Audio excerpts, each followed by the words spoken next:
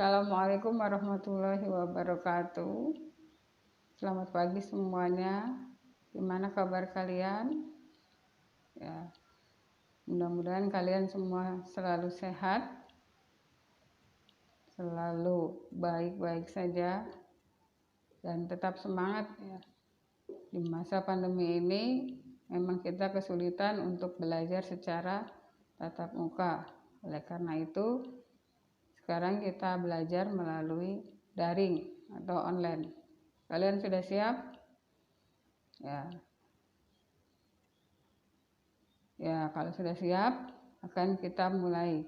Sebelum pada materi pokok, yaitu tentang metode, nanti kita akan membahas dulu tentang materi sebelumnya, yaitu pengertian pendapatan nasional dan metode-metode dalam pendapatan nasional. Ada yang masih ingat apa itu pendapatan nasional? Ya, salah satunya adalah pendapatan atau penerimaan yang diperoleh suatu negara selama 1 tahun. Pendapatannya berasal dari mana saja?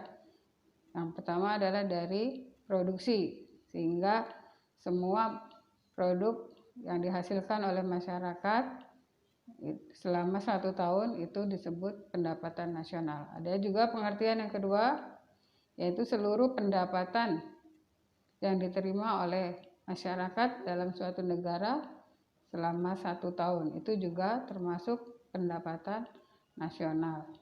Kemudian ada lagi pendapatan nasional menurut metode yang lain, yaitu pengeluaran. Ya, jadi pengeluaran yang dikeluarkan oleh masyarakat selama 1 tahun. Itu adalah pengertian dari pendapatan nasional. Masih ingat kan? Kenapa harus diingat? Karena hari ini kita akan membahas perhitungannya.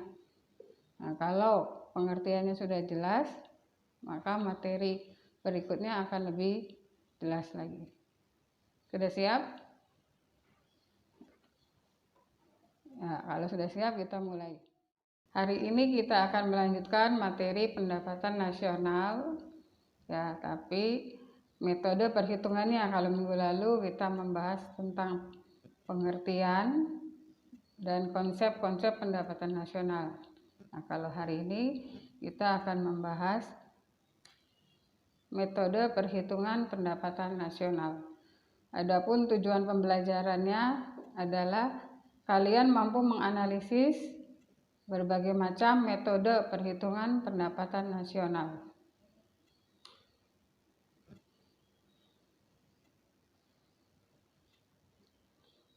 Seperti pembahasan minggu lalu, bahwa pendapatan nasional itu adalah semua penghasilan atau penerimaan negara yang diterima selama 1 tahun. Masih ingat pelajaran minggu lalu? Ya, jadi berbagai macam konsep pendapatan nasional. Yang pertama adalah dihitung dari pendekatan produksi. Yang kedua adalah pendekatan pendapatan. Yang ketiga adalah metode pendekatan pengeluaran. Untuk yang pertama, metode pendekatan produksi. Kalian tahu apa itu produksi? Masih ingat? Nah, itu adalah materi pembelajaran kelas 10, yaitu tentang macam-macam kegiatan ekonomi masyarakat. Salah satunya adalah produksi. Ada yang masih ingat produksi itu apa? Ya, produksi itu adalah kegiatan menghasilkan suatu produk atau suatu barang atau suatu jasa. Contohnya, ibu memasak, maka akan menghasilkan masakan. Petani menanam padi, maka akan menghasilkan padi, dan lain sebagainya. Oleh karena itu, untuk metode yang pertama, yaitu metode produksi, itu dihasilkan dari produk yang dihasilkan oleh seluruh warga negara Indonesia atau suatu bangsa selama 1 tahun. Produknya terdiri dari apa saja? produknya dari minimal ada 9 sektor produksi. Salah satunya adalah pertanian, pertambangan, jasa, industri, perdagangan, dan lain-lain. Adapun rumus yang digunakan adalah Y itu adalah pendapatan nasional sama dengan produk yang dihasilkan ditambah dengan produk hasilkan yang kedua dan seterusnya. Produk yang dihasilkan di sini berasal dari jumlah produk atau jumlah kuantitas dikali dengan harga produk tersebut. Contohnya dari pertanian, kan berbagai macam produk, ada padi, ada jagung, ada kedelai, dan lain-lain. Maka hasil yang diperoleh itu dihitung jumlahnya dikali dengan harga. Nah, semua produk yang dihasilkan masyarakat selama 1 tahun dihitung selama 1 tahun, itu berarti metode produksi. Sudah jelas? Bu, banyak ya, karena produksi yang dibuat oleh seluruh masyarakat itu banyak, bahkan sekarang itu lebih banyak lagi dari yang dulu karena adanya inovasi-inovasi produksi atau diversifikasi produksi.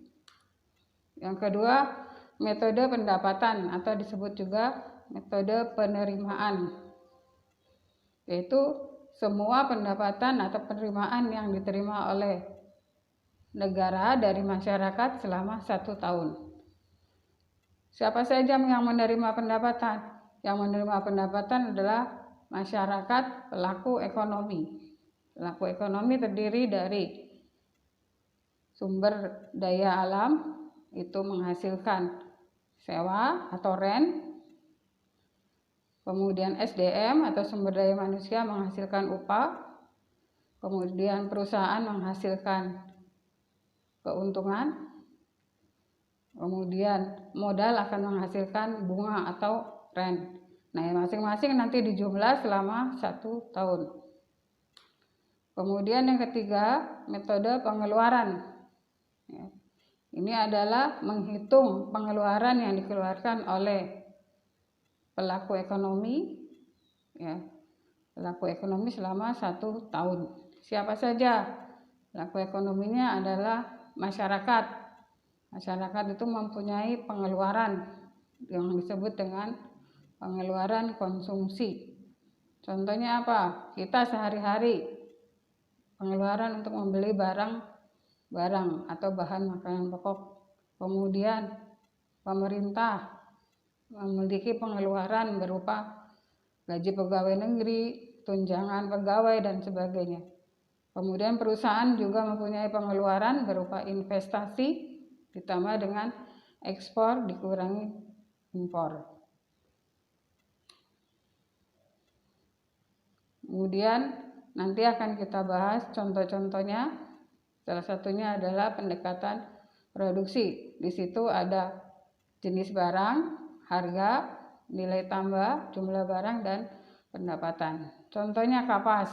Kapas misalkan harganya per 1 kilonya adalah 6.000. Kemudian nilai tambahnya adalah 6.000. Jumlah barangnya 30. Sehingga pendapatan selama 1 tahunnya senilai 180 juta. Nah, ini semua nanti ditotal akan menjadi pendapatan nasional dengan metode produksi. Kemudian metode pendapatan yang tadi sudah, di salah satu contohnya ada sewa, kemudian ada bunga, ada laba, dan upah. Nah, masing-masing nanti dijumlah akan menerima pendapatan atau penerimaan.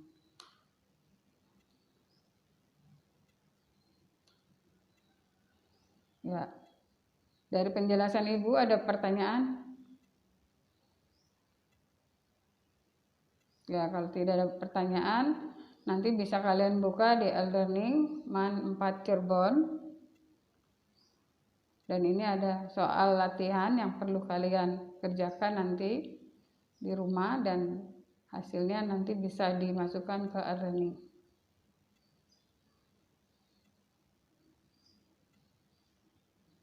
Sudah jelas? Ya, kalau sudah jelas, Ibu akhiri pada pertemuan hari ini. Ya, nanti boleh tanya di e-learning atau langsung WA ke Ibu.